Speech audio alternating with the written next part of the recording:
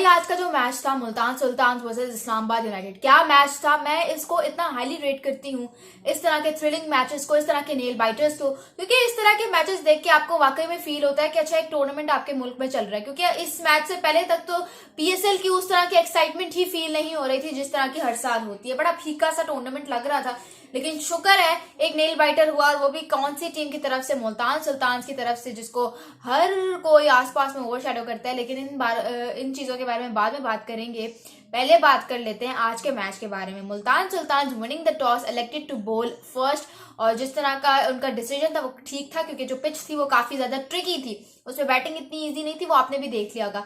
But I am absolutely shocked कि इस्लामाबाद जैसी एक ऐसी टीम जिसको बहुत ज्यादा सक्सेसफुल टीम कहा जाता है, जिसको बहुत ज्यादा ऐसी रेड फोर्स कहा जाता है, जो बहुत ही फेमस है अपनी इनक्रेडिबल हिटिंग के लिए, वो उस तरह की जो टीम है वो मुल्तान सुल्तान जैसी लूज बॉलिंग के आगे बिल्कुल बेबस हो जाएगी। लूज बॉलिंग मैं इसलिए कह रही हूँ क्योंकि आप कंपैरेटिवली लूज कहा जा रहा है, क्योंकि अगर आप पूरे टूर्नामेंट में टीम्स को देखें तो उनके पास, हर किसी के पास बड़े बड़े नाम है। कोयटा के पास आमिर है, इस्लामाबाद के पास Imad Wasim, Shadab Khan, the best spinners of Pakistan circuit हैं। हर एक टीम के पास स्पेसिफिकली एक अच्छा बॉलर है, लेकिन मुल्तान सुल्तान के पास हमेशा हर साल उनको एक यंग बॉलिंग पैनल मिलता है, एक यंग लाइनअप मिलता है, जिसको मोहम्मद रिजवान, पाकिस्तानी एमएस धोनी जो है वो विकेट के पीछे से सारा गेम बदल देते, और आज भी उन्होंने वही किया। एक अच्छे तरह से उन्होंने जो है वो बॉलिंग अपनी यूटिलाइजेशन उसकी करवा के जो है ना प्रूव किया कि why he is considered the best captain of T20 side इन पाकिस्तान। शाहीन अफरीदी की तो उस तरह से बहुत ज्यादा हम उनको हाईली रेट करते हैं, बहुत ज्यादा उनकी तारीफें भी होती है, बट यू हैव टू सी कि उनके पास हमेशा से अवेलेबल रिसोर्सेज नहीं है।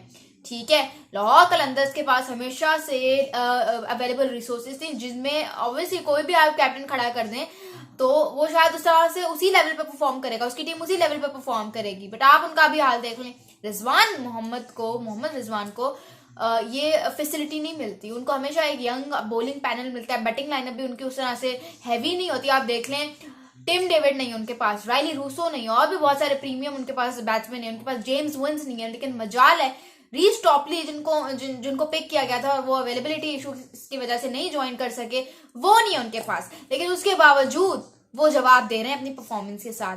वो कोई एक्सक्यूज नहीं कर रहे कि अच्छा नहीं यार हमारे पास इस सीजन में फलाना प्लेयर नहीं है तो हमारी परफॉर्मेंस गिर जाएगी। सो ये होता है एक प्लेयर का, एक एथलीट का कैलिबर। खैर, बात करते हैं मैच के बारे में। क्या जबरदस्त बॉलिंग की मोहम्मद अली ने।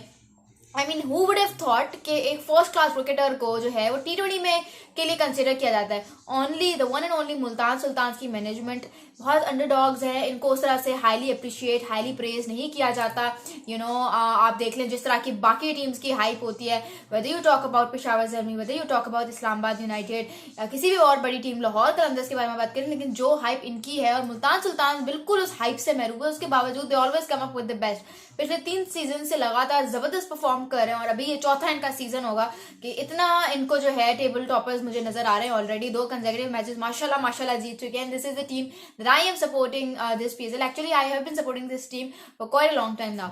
सो ये डिफरेंस होता है जो अच्छी टीम्स क्रिएट करती हैं, और this has to be the most successful team. Most richest team तो है, लेकिन मोस्ट सक्सेसफुल टीम भी इसी टीम को होना चाहिए, क्योंकि नॉन अवेलेबिलिटी इश्यूज के वजह से जिस तरह से आते हैं, although they drop some catches, fielding में थोड़ा सा लेथार्जिक नजर आए, उस तरह की एनर्जी नजर नहीं है। लेकिन आपने वो भी देखा कि मोहम्मद रिजवान ने किस तरह से, किस खुशदिली से खुशदिल शाह का जो है वो दिल खुश किया, और उन्होंने उनको इनकरेज किया जाके कि चलो कोई बात नहीं, होता रहता है, चलता है, दुनिया है। खैर, मोहम्मद अली ने जबरदस्त बॉलिंग की, उनकी इकॉनमी भी जबरदस्त थी, 3 विकेट्स हासिल की, प्लेयर ऑफ द मैच उन्होंने हासिल किया। ठीक है, और साथ ही साथ जो है अगर आप अब्बास अफरीदी की बात करें तो उन्होंने भी एंड में आके 3 विकेट्स निकालनी for the figures of 33 runs in 4 overs. तो बॉलिंग मुल्तान सुल्तान की अच्छी रही, आई वुड से अच्छी बॉलिंग थी, तभी तो इतना टारगेट सेट हुआ। अच्छी बॉलिंग थी तभी तो जो है क्या कहते हैं 10 विकेट्स का नुकसान हुआ। तो ये चीज है, वो भी बेस्ट बैटिंग लाइनअप के बारे में। अगर आप बात करें इस्लामाबाद यूनाइटेड के बैटिंग कार्ड के बारे में, तो उस पे किसी की भी उस तरह से इनिंग्स नहीं थी। ठीक है, मतलब अगर आप बात करो, सलमान अली आगा ने अच्छी इनिंग्स खेलनी थी, एक जॉर्डन कॉक्स ने अच्छी इनिंग्स खेलनी थी, उसने 2 छक्के लगाए, उसने 1 छक्का लगाया, उसने 6 चौके लगाए, तो उसने 3 चौके लगाए, तो मिल मिला के उन्होंने 145 का टारगेट सेट कर लिया। अब मुझे लग रहा था कि मुल्तान सुल्तान जो है, जिस तरह से मैंने जैसे पहले भी कहा वीडियो के स्टार्ट में कि यहाँ पे अगर 10 से 15 रन एक्स्ट्रा होते तो मुल्तान सुल्तान से ये मैच नहीं निकाल पाता। अभी तो आप ये देखो कि इस्लामाबाद ने मिस फील्डिंग भी की, इस्लामाबाद के कैप्टन जो है बैटिंग ऑर्डर में भी लेट आए, हालांकि नंबर 3 उनको पता है कि उनकी ये अच्छी जगह है, उस पर वो टैकल कर लेते हैं बैटिंग को। आई डोंट अंडरस्टैंड कि आज उन्होंने अपना ऑर्डर शफल क्यों किया। बॉलिंग में बात करें so promoting Fahim with a new ball instead of Ubaid Shah, वो मुझे अजीब लगा उनका डिसीजन। ठीक है, उन बॉलिंग चेंजेस उन्होंने अजीब से किए। नसीम शाह का उन्होंने 19वें, यही तो हमारी फिर मेंटेलिटी है ना, हम वेट करते हैं कि इसको आगे जाके यूटिलाइज करेंगे। जो हमारी नेशनल टीम में भी मसला था T20 साइड में, भाई उसको लाओ, उसको अटैक करने के लिए लाओ, अपने प्रीमियम फास्ट बॉलर को अटैक करने के लिए जल्दी लेकर आओ। What to wait for? End पे अगर उन्होंने टैकल कर लिया तो फिर आप क्या करोगे? So the point is this, Naseem Shah को 19वें ओवर में लेकर आए, खुद 17वें ओवर में उन्होंने कोई 18 रन या 19 रन कंसीड कर लिए। Shadab Khan as a bowler I don't know, कभी फॉर्म में आते हैं, कभी फॉर्म से गायब हो जाते हैं। कंसिस्टेंसी इज द बिगेस्ट की, और जिस तरह से कैप्टन होके जो बॉलिंग चेंजेस कर रहे हैं वो एक बहुत बड़ा मिसहैप, जिसे क्या हो गया आप इस्लामाबाद के साथ हुआ। मैं आपको बता रही हूँ, एक तो रन्स कम थे, ठीक है, रन्स कम होने के अलावा भी आपको नसीम शाह ने स्टार्ट में ही जो है वो आपको डेविड मलान की विकेट लेके दे दी 0 पर। रिजवान की भी विकेट होती वहां पे, तो अगर इमाद वसीम वो कैच पकड़ लेते। तो द पॉइंट इज कि आपने गलतियां की, आपने कैचेस छोड़े, but what a catch by Jordan Cox, वो जबरदस्त कैच था। वो देख के मैं बिल्कुल हैरान रह गई थी कि यार ऐसे हमारे प्लेयर्स, हमारे लोकल प्लेयर्स कब इस तरह की फील्डिंग करेंगे। बट टेलिंग यू कि अभी तक PSL के कोई सिर्फ पहला हफ्ता है, और अभी मतलब इतने थोड़े से टाइम पीरियड में ही हमने जो है वो अभी तक कोई 17 कैचेस ड्रॉप कर लिए। तो यार आप हाल देख लें फील्डिंग का हमारी। और पाकिस्तान एक टाइम पे बहुत अच्छी फील्डिंग करने लगी थी, जो बीच का एक टाइम पीरियड था, तो उस टाइम पे काफी अच्छी फील्डिंग हो गई थी हमारी। तो उसके बाद जो धचका लगा है वो बड़ा क्या ही मैं अब कहूँ।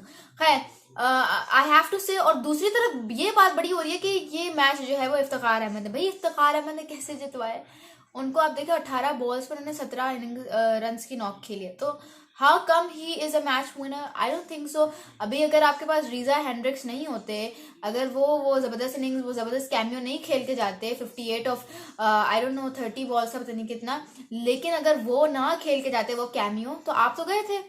रिजवान ने अच्छी इनिंग्स खेली, रिजवान ने 43 स्कोर किया मेरे ख्याल से, उन्होंने भी 23 बॉल्स ले ली थी इस तरह से। बट द थिंग इज कि यू कैन नॉट से कि आपको ये मैच या तो खुशदिल ने जितवाया या तो इफ्तिखार ने जितवाया।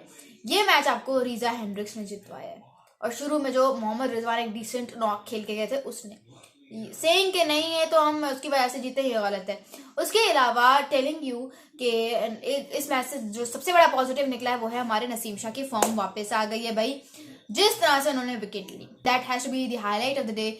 उनकी फॉर्म वापस आ रही है, वही उनकी पेस, वही उनका स्विंग और वही विकेट्स लेना। The days are healing for us Pakistani cricket fans, and this is really a big positive. So खैर ये था मेरा आज का मैच का रिव्यू, और एंड पे जाते हुए मैं ये जरूर कहूंगी कि इस्लामाबाद को देखना पड़ेगा, शादाब खान को देखना पड़ेगा कि वो बॉलिंग चेंजेस किस तरह से कर रहे हैं। वो कैप्टनसी उनकी बहुत ढीली नजर आ रही है, पिछले सीजन में भी और इस सीजन में भी बहुत ढीली थी। There was no need to shuffle the batting order, but he did it.